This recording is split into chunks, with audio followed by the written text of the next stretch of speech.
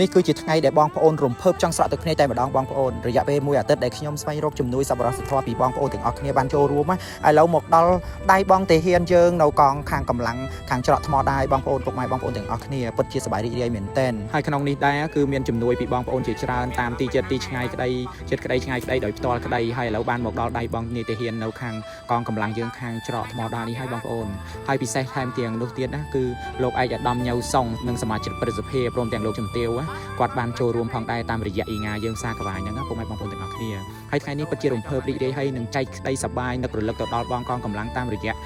ញាតិញោមតាមរយៈព្រះសង្ឃព្រះចៅអធិការនៅវត្តព្រៃខ្លុងតាមរយៈបងប្អូនទាំងអស់គ្នាដែលបានអញ្ជើញមកផ្ទាល់ទាំងអស់ខ្ញុំជឿថាបងប្អូនទាំងអស់គ្នាពិតជាមានក្តីស្រឡាញ់ចេញពីចិត្តចេញពីអារម្មណ៍ផ្ទាល់នៅពេលដែលខ្ញុំមកដល់បងប្អូនទាំងអស់គ្នាមក10ថាទាំង10នៅពេលដែលបងបានឃើញឬក៏អ៊ីគាត់បានឃើញបងតាហ៊ានគាត់ថាគាត់រំភើបចង់ស្រក់ទឹកភ្នែកគាត់ថាគាត់រំភើបខ្លាំងដោយសារតែទី1មកដល់ឃើញព្រំដែននៃប្រទេសយើងហើយសង្ឃឹមថាពុកម៉ែបងប្អូនយើងណាបានធ្វើនៅអំពើសប្បុរសធម៌ជាបន្តទៀតទៅថ្ងៃមុខហើយថ្ងៃនេះខ្ញុំរំភើបបងប្អូនរដាក់រដប់អត់ដឹងថានិយាយពីណាទៅណាឲ្យចប់ត្រឹមណាទេពិតជារំភើបមែនទែនដោយក្តីសោមនស្សរីករាយរួមជាមួយនឹងព្រះចៅអធិការវត្តព្រៃខ្លុង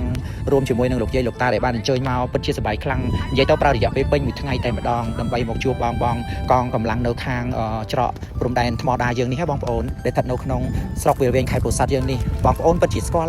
ហើយរូបភាពទាំងអស់នេះវីដេអូទាំងអស់នេះគឺថតនៅព្រំដែនផ្ទាល់តែម្ដងបងប្អូនមកជាហៀងប្រទេសគេមកជាហៀងប្រទេសកម្ពុជាតែម្ដងបងប្អូនហើយនៅមានវីដេអូជាច្រើនទៀតនិងរូបភាពជាច្រើនទៀតដែលជាកម្រងអនុស្សាវរីយ៍ដែលធ្វើឡើងដោយបងប្អូនទាំងអស់គ្នា